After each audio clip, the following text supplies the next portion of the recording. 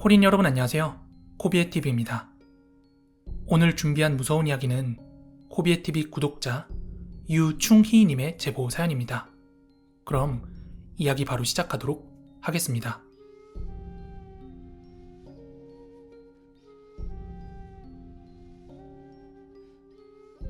저는 현재 강원도에서 치킨집을 운영하고 있는 36살 젊은 청년입니다. 매번 보기만 하다가 이번엔 제가 어렸을 적에 경험했던 기이한 경험담에 대해서 이야기해드리겠습니다. 저는 사춘기가 오기 전까지는 몸이 굉장히 약하기도 약했고 특히나 겁이 굉장히 많았어요.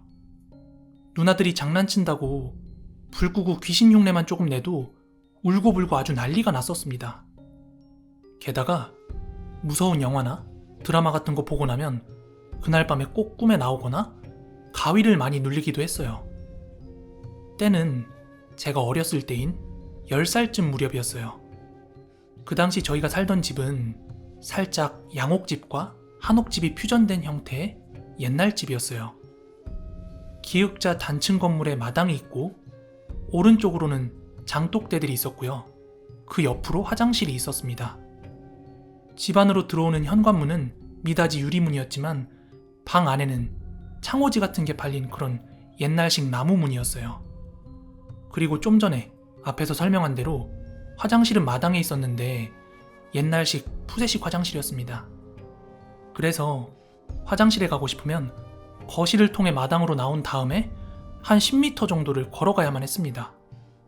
그렇기 때문에 어렸던 저는 밤에 화장실을 가기가 너무 힘들고 무서웠어요. 보통 부모님이나 누나들을 깨워서 같이 가거나 어쩔 수 없을 때는 혼자서 노래를 크게 부르면서 볼일을 보고 오곤 했어요. 창피하긴 하지만 참다가 잠든 날에는 그냥 이불에 싼 적도 있습니다. 그러던 어느 날이었어요.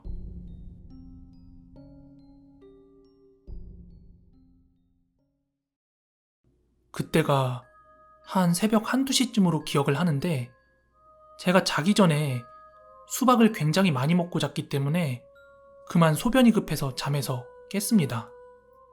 근데 밤중에 너무 무서워서 혼자 화장실을 가고 싶지가 않은 거예요. 그래서 옆에서 주무시고 계신 어머니를 막 이렇게 흔들어 깨웠는데 좀 고단하셨는지 일어나지 않으시더라고요. 하는 수 없이 저는 흥얼거리면서 혼자 화장실로 향했습니다. 거실 문을 열고 밖을 살피는데 밖에는 달빛도 하나도 없었고 허름한 담장 밖에 있는 가로등 불빛만 희미하게 비추고 있었는데 그 분위기가 너무 음산하고 좋지 않아서 저는 발걸음을 망설였는데요. 하지만 긴박했던 제 오줌보는 제 마음과 달리 어서 가라고 걸음을 재촉할 뿐이었습니다.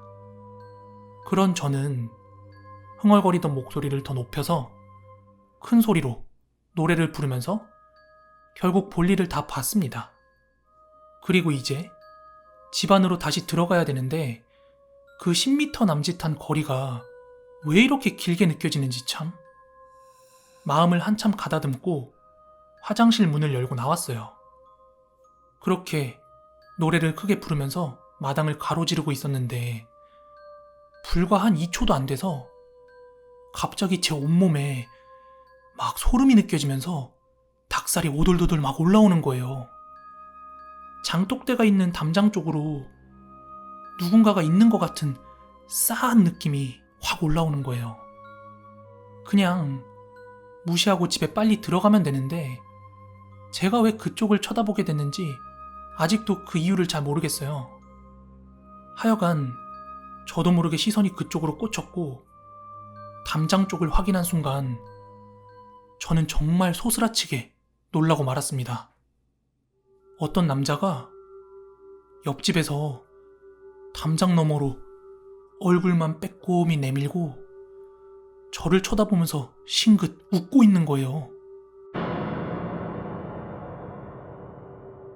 저는 너무 놀래서 외마디 비명을 깍 하고 지르고 엉덩방아를 찧었어요. 그리고 저도 모르게 막 울음이 나면서 엄마를 찾았습니다. 그런데 그때 옆집에서 말소리가 들려오는 거예요. 얘야, 너 왜 그렇게 놀라니? 그래서 저는 아무 말 없이 이렇게 올려다만 보고 있었는데, 얘야, 아저씨가 미안하다. 노랫소리가 너무 크게 들려서 쳐다봤는데 많이 무서웠구나. 근데 밤에 노래 부르면 동네 귀신들 다 깬다? 그러시더니 입꼬리를 쫙 올리시면서 웃는 거예요. 아무튼 저는 아무 대답도 하지 않고 훌쩍거리면서 집 안으로 들어왔습니다. 집으로 들어오고 나서 안심은 좀 됐지만 놀란 마음에 쉽게 잠에 들지 못했습니다. 벌렁거리는 가슴을 진정시키려고 노력을 하면서 그래, 옆집 아저씨야. 귀신 아니야. 아휴, 참 다행이다. 이렇게 혼자 되뇌이다가 잠에 들었습니다. 그리고 다음날 해가 쨍쨍하게 날씨가 좋아서 동네 친구들과 골목길에 공 가지고 나가서 막 뛰놀고 있었어요. 그런데 옆집 아주머니께서 대문을 열고 밖에 나오셔서는 저희를 부르셨어요. 얘들아, 떡 많이 쪄놨는데 와서 좀 먹을래? 그때 당시에는 이웃사촌 간의 관계가 요즘이랑은 좀 달라서 좀 정도 있고 가깝게 지내기도 했어요. 그래서 저희는 거리낌 없이 들어가서 간식을 먹었습니다. 잘 먹겠습니다 하고 맛있게 떡을 먹던 중 방 쪽에서 아저씨가 마당 쪽으로 나오시더니 담배를 피시더라고요. 그래서 저는 어제 밤에도 뵙던 터라 갑자기 반가운 마음에 인사를 드렸어요. 아저씨 안녕하세요. 그래요, 마이도 먹고 가. 대답을 하시면서도 계속 담배를 피고 계셨는데요. 저는 아는 척을 하면서 굉장히 반갑게 인사를 드렸는데 그 아저씨는 어쩐지 피곤하고 귀찮다는 듯이 굉장히 건성건성 대답을 하시더라고요. 그런데 아주머니께서 갑자기 아저씨한테 이런 말씀을 하셨어요. 여보, 밤새 상갓집에 다녀오신 분이 더 주무시지 왜 벌써 깨셨어?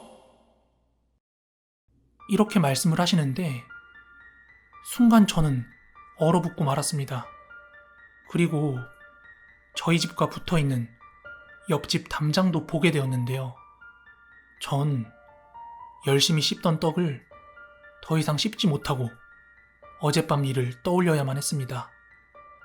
아저씨는 전날 밤에 상갓집에 가셔서 집에 계시지 않았고, 그리고 옆집 담장은 땅에서부터 높이가 거의 2m에 육박하는 당시 동네 어르신들 키보다 한참 높은 그런 담장이었어요. 게다가 중요한 건 옆집 아저씨는 충청도 사투리를 쓰셨는데 제가 어젯밤에 들었던 목소리는 분명히 서울 표준말이었습니다. 이것들이 머릿속에서 정리된 순간 전 깨달았어요. 아, 어젯밤에 내가 본 게 사람이 아니었구나 하고요. 그렇다면 제가 본 그건 뭐였을까요? 혹시 그것의 말대로 제 노랫소리에 깨어났던 동네 귀신이었을까요? 네, 오늘 준비한 무서운 이야기는 여기까지고요. 끝까지 시청해주셔서 너무 감사드립니다. 그리고 괴담 수련의 2화 업로드 되었으니까요. 시간 나시는 분들은 한 번씩 시청해주시면 감사드리겠습니다. 그럼 저는 다음에 더 무서운 이야기로 찾아오도록 하겠습니다. 코린 여러분 모두 좋은 밤, 좋은 아침, 점심 맛있게 드세요. 감사합니다. 이게 뭐야?